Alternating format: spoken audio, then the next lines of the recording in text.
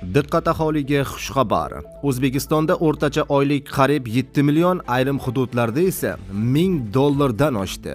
Batafsil video davomida xabardor bo'ling. Assalomu alaykum, hurmatli tomoshabinlar. O'zbekistonda va jahonda sodir bo'layotgan eng so'nggi xabarlarni o'tkazib yubormaslik uchun hoziroq like tugmachasini bosib qo'yishni unutmang. Vitronik tabobat olamida ajoyib yangilanish. Erkaklarda uchrovchi prostata bezi adenomasi, surunkali prostatit holatlarida achishish, og'riq, kam peshob ajratish holatlarini bartaraf etuvchi ajoyib vosita. Umumquvvatni oshiradi, jinsiy faoliyatni yaxshilaydi. Erkaklarning haqiqiy ishonch manbai. Mahsulot ta'sirini 5-7 kun ichida sezasiz.